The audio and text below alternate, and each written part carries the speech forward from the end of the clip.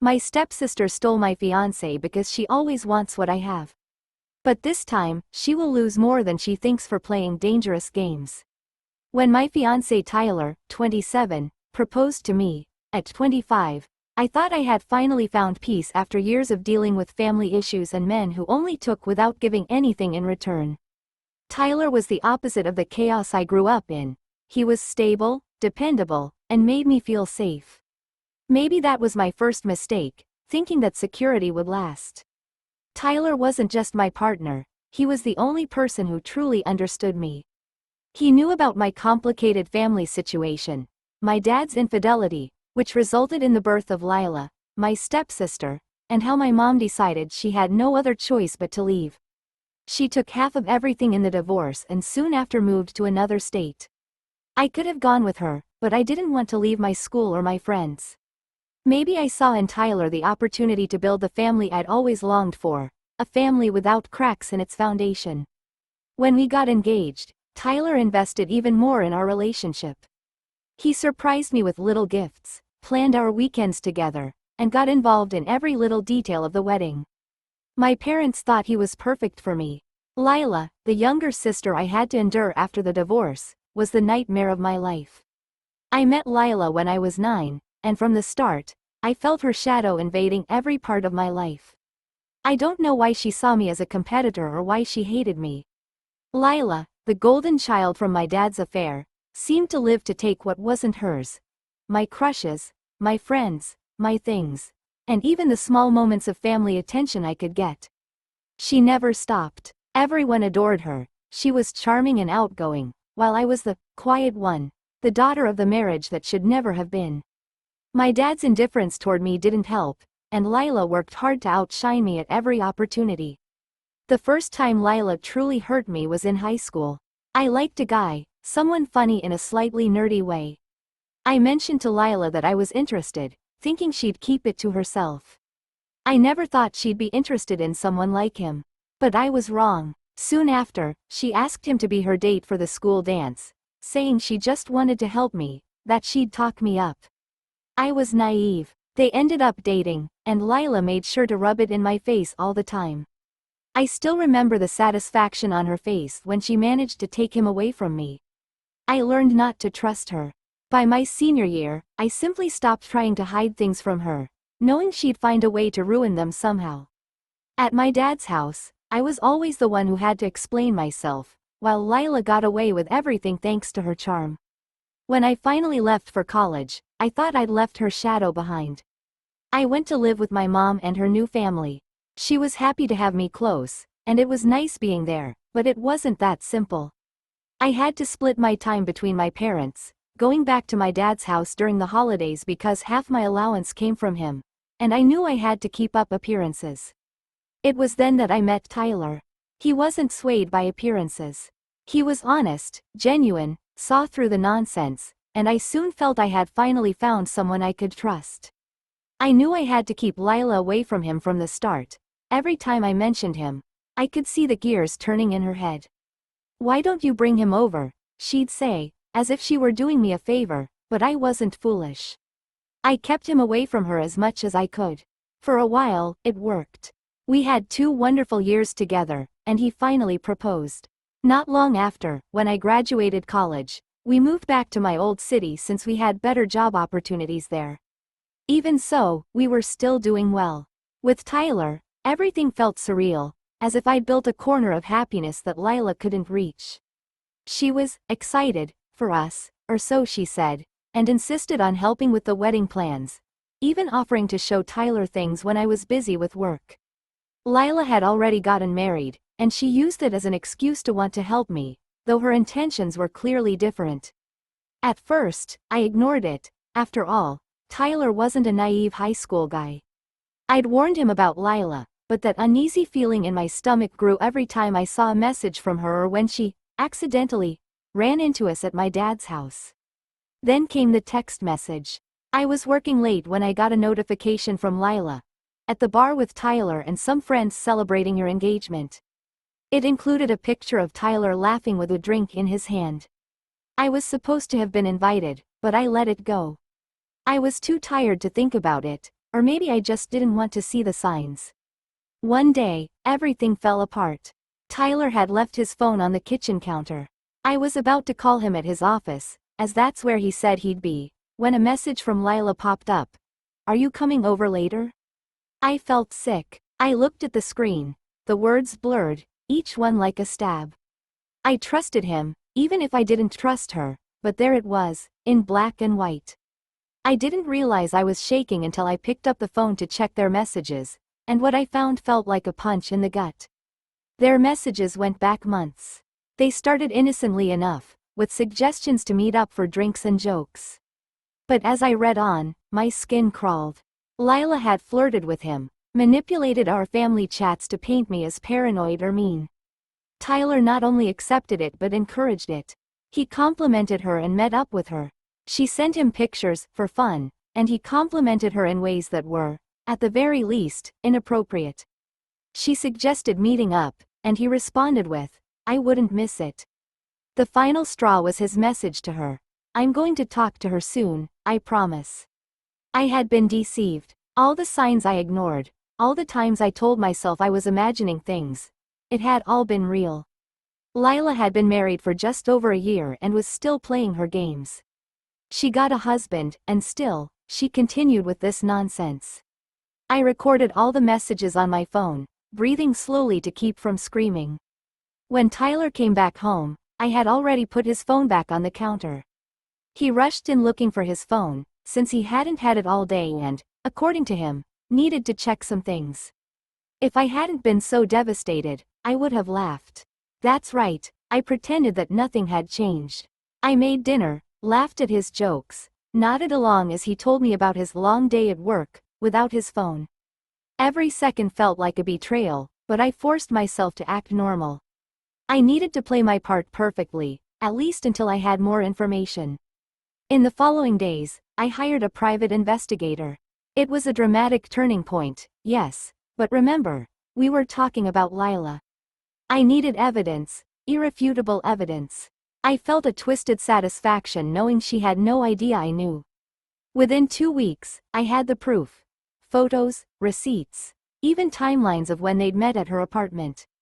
Tyler had gone to her place the day after our engagement party, leaving me alone at home while he celebrated with my stepsister. I felt shattered, like I had been torn to pieces. I couldn't even go to my dad for support. He was physically closer to me than my mom, but I wouldn't get the support I needed from him. Instead, I called and vented to my step-siblings from my mom's side. We had always been close, and as soon as they found out, they were furious. One of them even suggested cornering her and beating her up. My stepsister has always been unpredictable, but I had heard a story of a woman who attacked her husband's mistress and accidentally killed her. I didn't want to end up with my face on a mugshot, so I quickly discarded that idea. Still, they helped me plan my revenge. I always considered myself a forgiving person, someone calm who avoided conflict if possible. But at that moment, all the anger and pain turned into something dark. I was going to expose them both in the most public way possible, so that everyone who had deceived me would be there to witness it. It wasn't just about exposing their betrayal, it was about dismantling the twisted loyalty I had been served for years and making sure everyone saw them for who they truly were. First, I approached Lila, playing my part like a professional. I told her I wanted her help planning a surprise trip for Tyler since she was so good at planning, though it was clearly sarcasm. I suggested we meet for lunch and go over ideas. She took the bait, excited to be closer to Tyler. Why else would she be so eager? But I had a surprise for her. During lunch, I put on my best performance.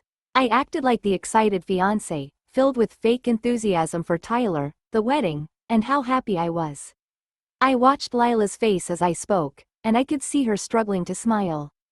Her fake enthusiasm was as painful to watch as it was to fake it. She couldn't even hide her envy. Then, I dropped the bait.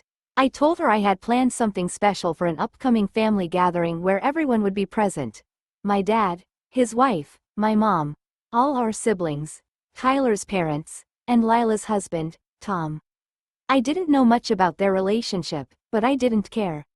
Lila's face lit up when she realized the scale of the event. but she had no idea she was about to be in the eye of the storm. Meanwhile, I was preparing my trump card. A USB drive with a presentation full of photos, screenshots, and receipts from the investigator. I had gathered everything I needed to completely destroy Lila's good girl image in front of everyone. The plan was simple. Expose them both in front of our entire family and Lila's husband on the big screen, where photos of Tyler and I were supposed to be shown. I wanted to see them squirm as their dirty laundry was aired in front of everyone. The day of the family gathering arrived, and I prepared like never before. Dressed for the occasion, I entered the gathering venue with a serene smile. I received so many compliments that I realized sometimes being striking gets you far. Tyler was there, playing the perfect fiancé, and Lila strutted around like the fake little sister, with a forced smile that only fueled my determination. When everyone was gathered, I excused myself quietly. I took the USB drive and handed it to my brother, the guy in charge of audio-visuals. I returned to the room and felt all eyes on me. But I was focused. My gaze was fixed on Lila and Tyler. I waited until the room was completely silent, letting the tension build. Everyone was expecting to see lovely photos of Tyler and me. I have something important to share with everyone, I began, and then I went to play the video. Lila's face went white as soon as the screen lit up. Tyler looked up, and his smile disappeared. I turned to them with my calm, controlled voice. "I've known for a while that you two have been seeing each other behind my back," I said, looking directly at Tyler and holding his gaze. The messages, the dates, the late-night meetups at her apartment, all of it. The room fell into absolute silence. My dad's wife gasped, bringing her hands to her chest as she started to comprehend what was happening.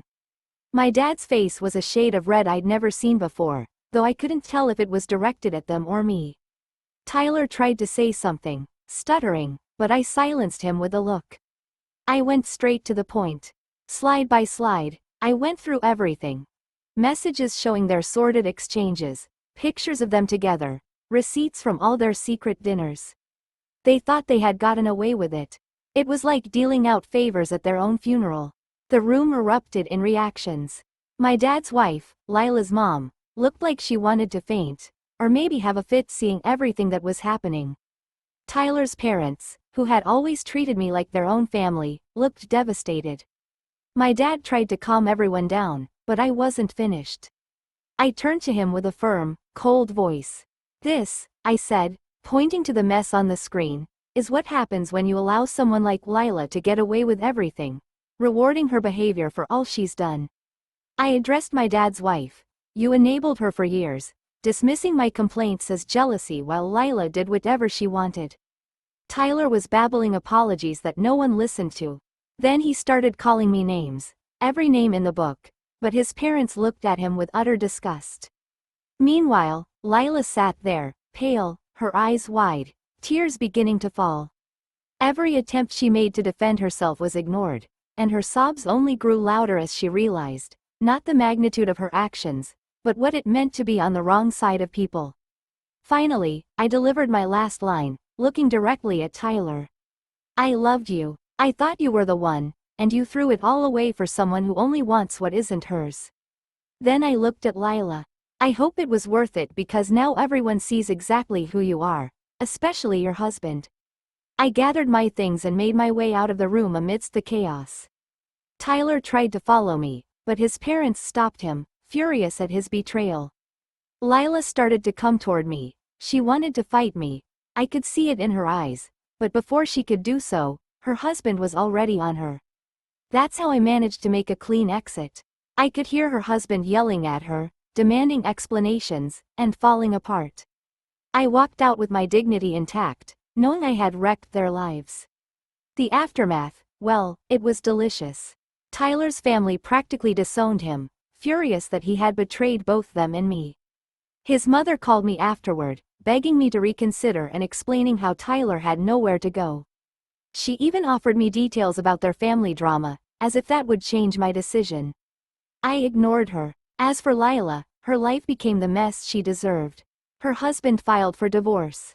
Her mother, of course, supported her but stopped making excuses for her nonsense. Even our mutual circle of friends, who once thought she was the coolest, now knew the truth and turned their backs on her. She lost everyone's respect and was left facing the consequences, truly alone for the first time in her life. My mom and her family didn't let my dad off the hook either. They had also seen the photos in the family group chat and blamed him for turning a blind eye and enabling Lila's worst behavior. The ideal family he envisioned crumbled, replaced by outraged reactions and the loss of loyalty he had always taken for granted. He tried to apologize to me, offering me a new car, an upgraded version of the one he had given Lila years ago. I rejected it, but it's still in my name. Maybe I'll change my mind later, but for now, he can drown in his regret, trying and failing to get close to the only sensible daughter he has left. I blocked him, letting him learn the hard way. And as for his wife, well, I don't care what happens to her. I haven't asked anyone about her. In fact, I made sure everyone got exactly what they deserved.